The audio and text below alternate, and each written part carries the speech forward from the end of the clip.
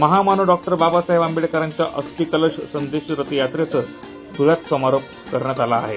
7 February 2025 रोजी मुंबईहून निघालेली अस्थि कलश संदेश रथयात्रा मुंबईसह उत्तर महाराष्ट्राकडे रवाना झाली होती। या यात्रेत शहापूर, नाशिक, चांदवड, मालेगाव, चाळीसगाव, पाचोरा, जळगाव, अंमळनेर, चोपडा, शिरपूर, दोंडाईचा, शहादा, नंदुरबार, नवापूर, साक्री या भागात मोठ्या प्रमाणात अस्थि कलश रथयात्रेचं स्वागत करत दर्शनासाठी ठिकठिकाणी नागरिकांनी गर्दी केली होती।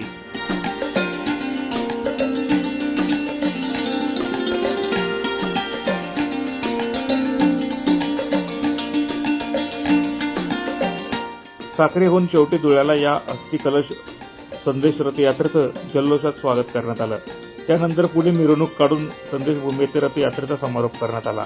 खानदेशच्या जनतेला संदेशभूमीचा प्रचार होण्यासाठी या अस्थि कलश संदेश रथयात्रेचं आयोजन करण्यात आल्याची माहिती आयोजकांनी दिली।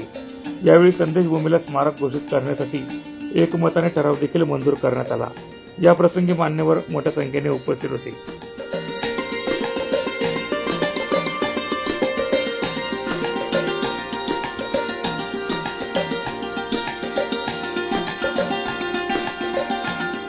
प्रतिनिधी सुनील निकम, माझा महाराष्ट्र न्यूज, धुळे।